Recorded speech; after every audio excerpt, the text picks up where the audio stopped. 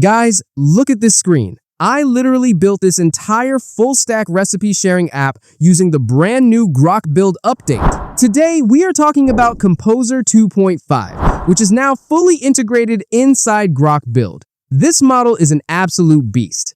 It scores a massive 69.3% in the terminal benchmarks, which is just slightly below Claude Opus 4.7. And get this, in the SWE multilingual benchmarks, it actually beat GPT 5.5. So yeah, it is incredibly competitive. In today's class, we are going to use this exact model inside Grok Build to create a complete app from absolute scratch. And let me make something very clear right now. I am a completely non-technical guy. I don't know how to write hardcore code, and yet I built this entire thing using just simple English prompts. If I can do it, you can too. Make sure you've watched my previous 2 videos or at least class 1 because that's where we set up Grok Build on our laptop. Grab a snack, get comfortable, and let's jump right into the machine. Alright, to start, simply press Win+R on your keyboard, type in your terminal command, and hit enter to open it up. Inside the terminal, just type Grok and hit enter. Boom! Grok Build is open. Now, by default, Grok uses its own standard model. We want to switch to the new powerhouse. So type a /model, scroll down, select Composer 2.5, and hit enter. That is literally all the setup you need. Our super smart AI developer is officially ready to work for us. Before we throw prompts at the AI, let's quickly understand the technology we are going to use. We are building a full-stack social media app for recipes, where users can create accounts, share recipes step by step, upload food photos, search for cuisines, and comment on posts. For the front end, the part of the website people actually see, we are using 3 things. React. Think of React like Lego blocks. Instead of loading a whole heavy web page every time you click something, it uses small reusable blocks like a recipe card or a login form. It makes the website super fast, just like YouTube or Instagram. Vite. This is the ultra-fast engine under the hood. When you change a piece of code, Vite updates the website in literally 1 second. It makes building apps incredibly smooth. Tailwind CSS. Instead of writing long, complicated design code, Tailwind lets you use shortcuts like make this background orange, rounded, and centered. If normal design code is like painting with a tiny brush, Tailwind is like using spray paint with a ready-made stencil. Now for the backend and database, the invisible parts that handle user accounts and stored data. Node.js. This is the server that runs 24/7. Think of Node.js as a restaurant manager who listens to all the customers' requests at the same time and coordinates everything. Express. This is a helper tool for Node.js. It creates different doors or routes for the app, like login or add recipe, so the front end and back end know exactly how to talk to each other. SQLite. This is a simple digital notebook. It acts like a well-organized Excel file where the app quickly saves user emails, passwords, and recipe steps. To keep everything secure and working, we also use JWT, a temporary digital ID card, so the app knows it's really you after you log in. bcrypt, a password locker that scrambles your password so hackers can't read it. And Multer, the digital assistant that helps upload your delicious food photos. All right, now that we know the team, let's start building. I am going to copy my very first master prompt. You can pause the video right now to read it on the screen.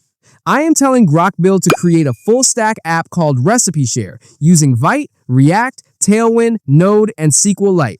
I specify that I want user registration, login, image uploads, public viewing, a search bar, and clean mobile-friendly pages.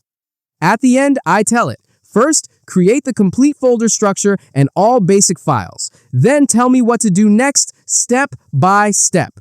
I paste it into Grok Build and hit enter. Look at it go! The AI is automatically creating the front-end folders, back-end scripts, and installing all the packages. Now, during my test, the front-end dependencies installed perfectly, but the back-end threw an error. It told me, hey, you need to install Node.js on your laptop first. No problem at all. I went straight to the official Node.js website, clicked on the Windows installer, downloaded the LTS version, and installed it just like a normal desktop app. Once that was done, I told Grok Build I installed Node.js. Now run the next steps. It ran a quick audit, fixed the issue, and gave me a green light. Grok Build finished the initial setup and gave me a local URL, http localhost 5173.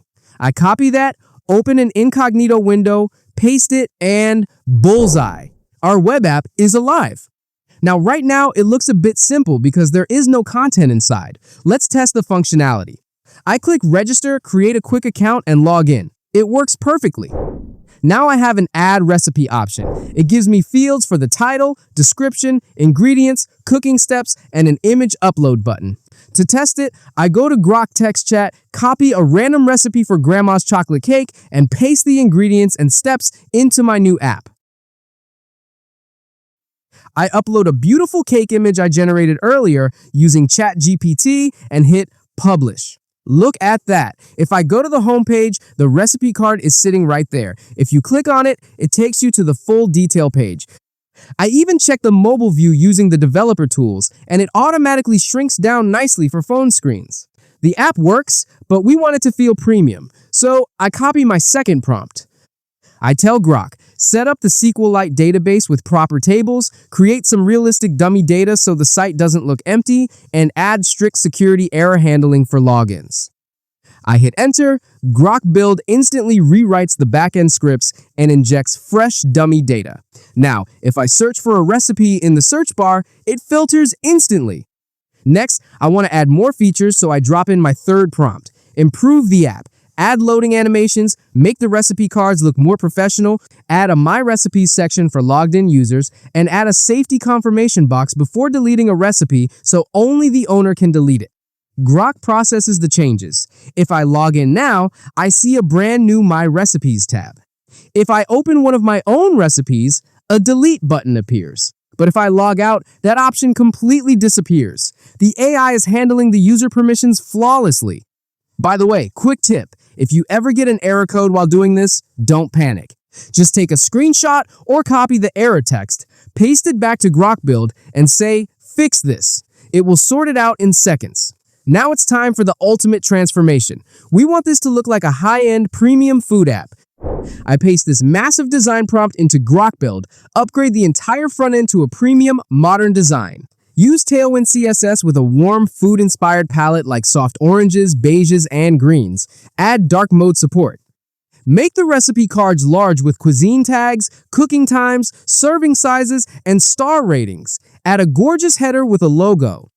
Grok Build starts redesigning all the components. Once it's done, I go refresh my browser tab, and oh my god, look at this. The website looks absolutely stunning. The color tracking, the shadows, the smooth hover effects, it feels premium. But I didn't stop there. I told Grok Build, turn this into a true social media platform for chefs. Allow users to like recipes, write comments under the details page, and leave star ratings. And guess what? It implemented it completely. Now users can type out comments, hit submit, leave a 5-star rating, and like their favorite dishes. We literally built a functional social media platform without touching a single line of code. The desktop version was perfect, but when I checked it on mobile, the layout felt a bit slow, and the top navigation menu would disappear when I scrolled down. So I gave Grok a quick optimization prompt. Make the header sticky so it stays at the top of the screen while scrolling, and optimize the image sizes so the app loads super fast on mobile phones. It applied the fix instantly. Now the navigation is incredibly smooth, the phone layout is flawless, and I even added a clean footer at the bottom to wrap up the design. Now here is a very important question you are probably wondering. What happens when I turn off my laptop? How do I open my app again? Don't worry, the process is super simple. Whenever you restart your computer, just open a fresh PowerShell terminal, type Grok, and hit enter. Go to your Resume Sessions option and open the chat where we built this app. The AI will literally give you the exact path to open it. For me, it gave me this command, cdc, users, Tajin, recipe share. I copy that, paste it into my terminal to enter my app folder, and then run the startup command, startall.cmd. Hit enter, and just leave that terminal window running in the background. You can just minimize it. Go back to your browser, Open your local host URL, and your entire app is right there, completely saved and ready for you to edit or use again. And that, guys, is how you build a complete, beautiful, full-stack web application using the power of Grok Build and Composer 2.5. It is absolutely insane what you can achieve now just by talking to an AI helper in plain English. Now, in today's class, the app is only running locally on our laptop. In my next video, I want to show you exactly how you can take this app and deploy it live on the internet so your friends, family, or actual users worldwide can access it from anywhere. But I will only make that deployment class if you guys tell me in the comments we want the live deployment tutorial. Otherwise, I'll move on to the next crazy feature of Grok Build. All the prompts and command guides are in the description box below. Go test it out for yourself. Smash that subscribe button to keep breaking the algos, and I will see you guys in the next class. Keep building.